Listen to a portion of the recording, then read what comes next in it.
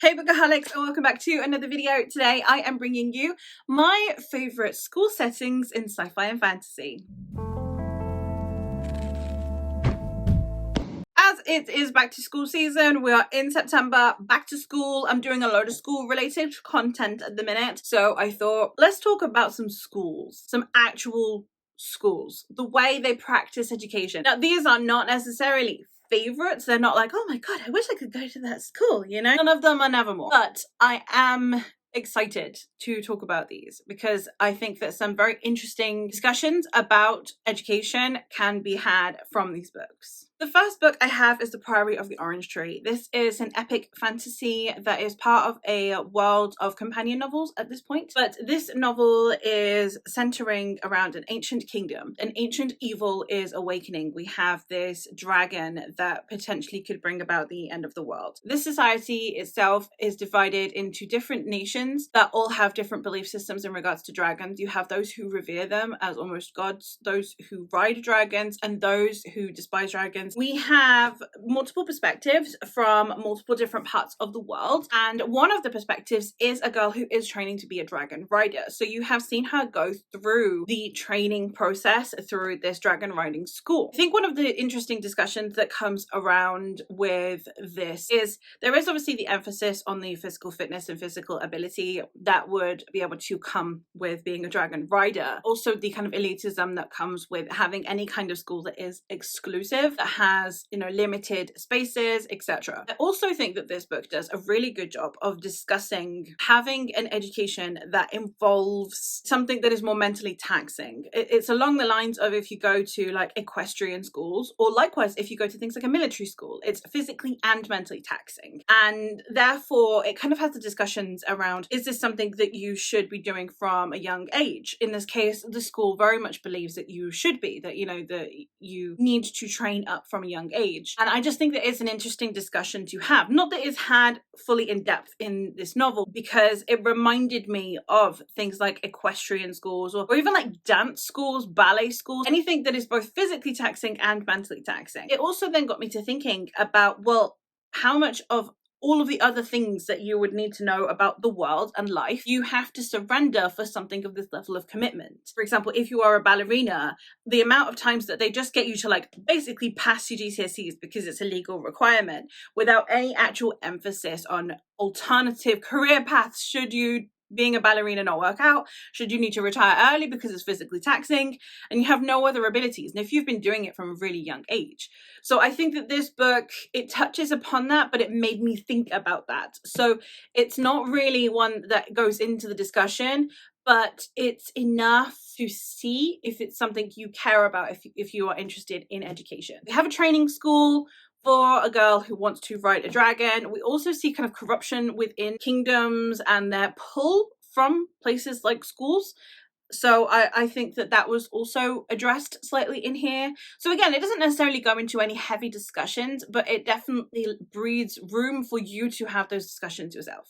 Talking of breeding heavy discussions though, I have one that has a lot of heavy discussions. And we have The Poppy War by R.F. Kuang. This one is an adult epic fantasy, military style fantasy, that is about a girl named Rin who comes from a poorer area of this fictional version of China. She wants to go to university, she wants to study, she wants to improve her lot, she doesn't want to just be married off like every other girl in her village. So when she is presented with the opportunity to take the fictional version of the Chinese national exam, she decides that she takes it. So she studies her ass off and she takes the exam and she actually passes. She gets grilled about whether or not she has cheated the exam. She is definitely deemed someone who is an imposter, because normally it is only the elite who have had tutors and have been preparing for it their entire lives that are actually capable of passing this exam, while Rin is here, been working in a shop, and she has been in the meantime studying, and she's managed to also pass this exam. When she passes the exam, she is then allowed to enter into a university. There is only one university, however, that is free tuition, which is the military academy. So she joins the military academy, which then divides you up into different abilities. You have people who are strategists, you have people who are more military minded, you have lots of different subcategories of your role within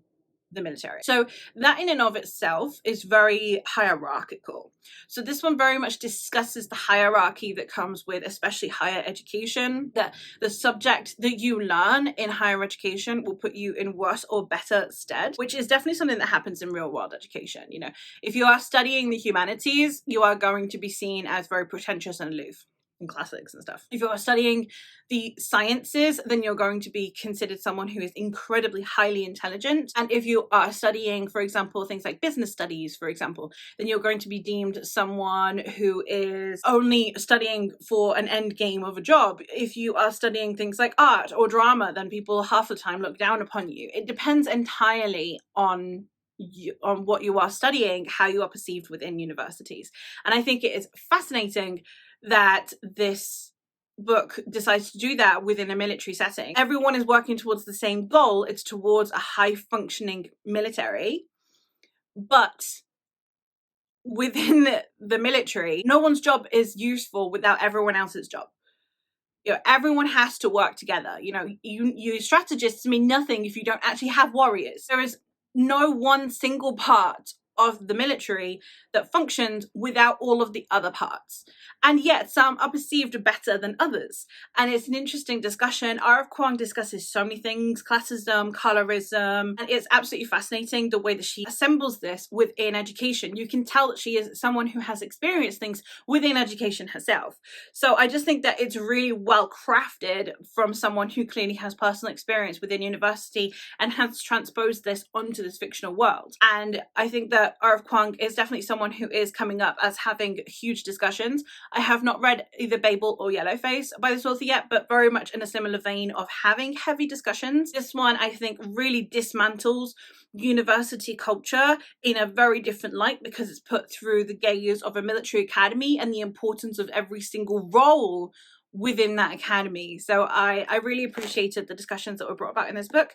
So if you are looking for a fantasy that is actually going to tackle a society through the gaze of education, then R.F. Kuang is your go-to girl.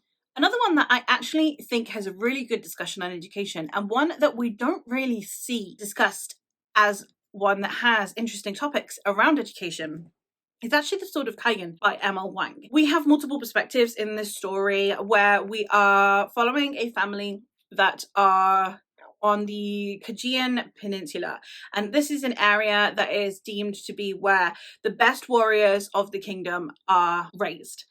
And this area of the kingdom is known for having very, very powerful warriors. And they are kind of the first sign of defense for this kingdom. We are following two perspectives. We're following a young boy named Mamoru. I don't know where the inflection is. Mamoru. He is a young boy who goes to school where he is learning to become one of these warriors. He then begins to discover things that aren't quite what they seem about his kingdom. And we are also following his mother, Mizaki. And Mizaki used to be a warrior. She used to have more freedoms until she married into the famous Matsuda family, and now she is having to tackle being a wife and mother. And when danger comes calling, she has to resist the urge to reach for her sword. This story, I think, tackles education in a way that not many people talk about, because you have Mamoru who is going to school to learn to be a warrior. And this school, its entire purpose is to uphold social propaganda and to uphold the status quo. It's everyone goes through this school like a conveyor belt. It has such an integral discussion around education that is stagnant, that its sole purpose is to create citizens that all believe the same, all think the same, all do the same, that will blindly and mindlessly adhere to whatever the political situation calls for them to do. They will be obedient. It is entirely about molding kids. Every single kid needs to be the same. It's about bashing out individuality, individual thought, critical thinking, and for you to just be part of the conveyor belt of the society. And this book does a really good job of discussing that. And I don't think that gets discussed very much because people don't really look into the educational implications of it, because it's a whole wider social, political thing that gets discussed in this book around creating citizens that are just obedient and meek. This book discussing education the way it does shows that the root of being able to control a population the way that this book does stems entirely from its educational basis. So I think if you are looking for a more disenfranchised look into education and into creating kids that all think and feel and believe the same and that will just mindlessly obey, I think you'll have a very interesting look on that through this book. Next up, I have Binti by Nnedi Okorafor. This is a sci-fi, the only sci-fi that I have on the list, but it's a sci-fi. And in it, we are following Binti. This is a collection of novellas, by the way. We're following Binti, who is a young woman who comes from a planet where you don't really leave their planet. Like, they are very secular and they don't really travel. But she has an aptitude for mathematics, so she applies for this very prestigious university that is not on her planet. And when she decides to leave, she goes, despite her family's protestations, she ends up going to this university. On her way there, she encounters these kind of space alien things that attack her ship and kill the entire crew apart from herself. And then she must spend multiple days trying to get to this university while these things are still on her ship. It's a very, very interesting take on university in this one because it's another take that is disenfranchised. It's very much just, she left her home, she left her family to go study at this university. And a lot of the time, the university is more invested in who she is, what she can provide for the university than it is for her, than it is as a resource for her to actually learn. Like, a lot of the learning still has to come from her, which is an interesting take on university because that is kind of an opinion that I kind of hold of university, where I genuinely do see how a lot of it is almost you need to teach yourself. Every now and then you'll have a lecturer who will help you with a certain thing or who will evaluate the things that you are researching, but a lot of it is self-taught. So it's this incredibly prestigious, well-regarded form of education where you teach yourself and someone tells you if you're doing it correctly or not, which is very interesting to me. I think that the book has a lot of other interesting aspects to it, not just the educational side. I just think that it like slightly touches upon university culture in a very fascinating way. An honourable mention that I have is The Name of the Wind, the Kingkiller Chronicles. In the story, we are following Kvothe. Now, Kvothe is now an old man who runs a tavern, and a chronicler identifies who he is as this legendary hero who no one has seen in a while. So then he convinces Kvothe to tell his story. It's how he goes from being just a young man who is learning magic to being this legendary, iconic hero. We do have a decent chunk in this first book, The Name of the Wind, that is set at a university. Now, I don't actually rate the educational side of this very much. It's just very typical university style story. It's an honourable mention because I think that as a fantasy fan, I would possibly get stoned if I didn't mention this as a magic school. But it is not one that I think there is any discussion around education. As a fantastic college, university, city setting to it, like my hometown used to be really desolate and now is very much somewhere that is a university city. So it's very fascinating to me that it has a really good university city, the way that the university is like slowly but surely pushing out into the local area for things like drinks, for parks, for study spaces, etc. But I find it fascinating in that sense. However, when it comes down to the actual education, it's very much just like typical pretentious elite school. You have interactions between the kids that are there that are clearly legacy students versus kids like Kvothe who come from nothing, like your typical scholarship students, which is not a discussion that is particularly new to academia in fantasy or in any kind of literature. So it has those discussions. So if you're wanting a high fantasy take on those discussions, is definitely there, hence why this is an honourable mention. It's just not one that I necessarily rate particularly highly when it comes to what it discusses about education. And now my favourite school setting book, not because I would ever want to go to this school, but because of the discussions around it, I have is Outlaw Mage by K.S. Veloso. K.S. Veloso is my breakthrough author of the year. I absolutely love her works. I mention her wherever I can, and this is her newest release. I was sent this one as a arc, which I'm very, very privileged for. And this one follows a girl named Rosha. And Rosha is a young girl who comes from a colonized country. And she is living in the country of her colonizers, along with her father, who is kind of a con man.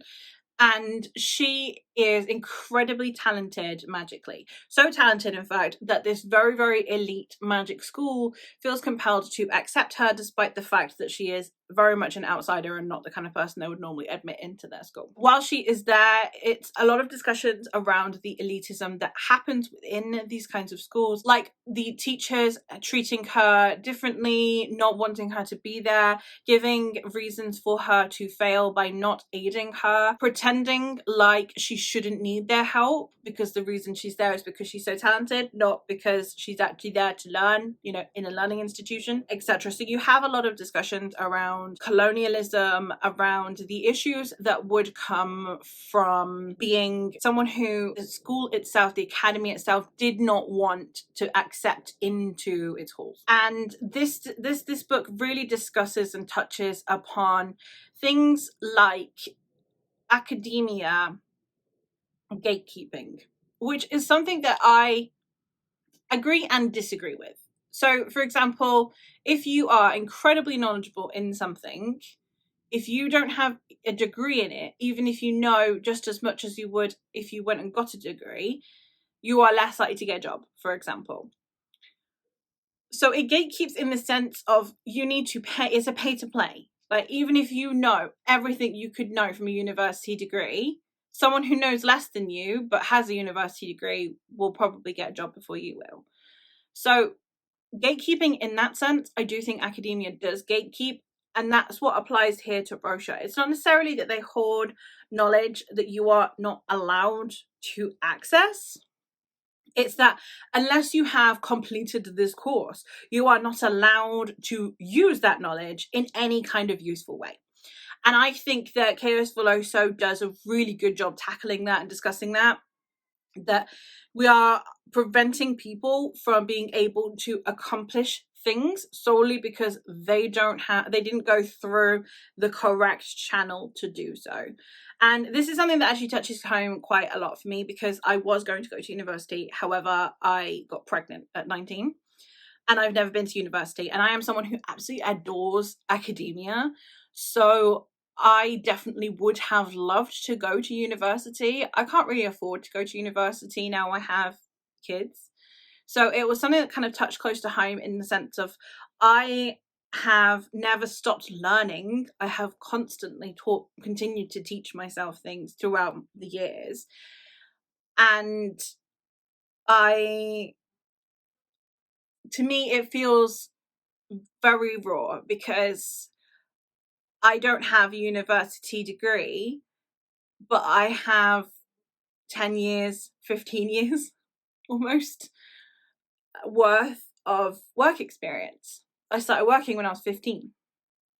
And there are people with degrees who have never worked a day in their lives who will take precedence over me in the field I've been working in for 15 years. Well, for 12 years.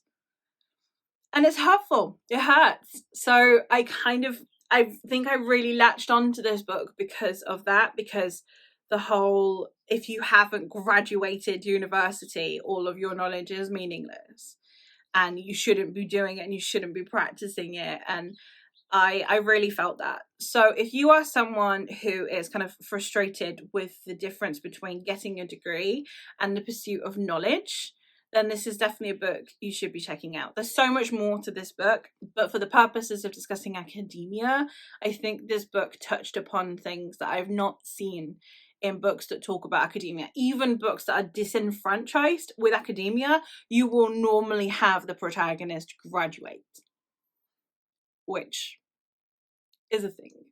So I feel very strongly about this book, and yeah, I want more people to read it. I think it has interesting discussions on other things like colonialism, like classism, especially classism.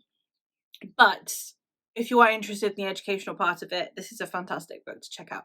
So those are all the books that I have to discuss with you today that contain interesting discussions around academia, or ones that you can definitely pull interesting discussions from. Let me know, in your opinion, which are the best books that discuss education and academia in the fantasy and sci-fi genres, because I know that there's like the whole dark academia, there's campus novels that all have discussions around academia, but within my preferred genres, which are sci-fi and fantasy, I don't have as thorough a list as I would like. So let me know which ones are your favorites that discuss education, in your opinion. And that is everything from me for today. So thank you ever so much for watching, and I'll hopefully catch you in another one soon. Bye.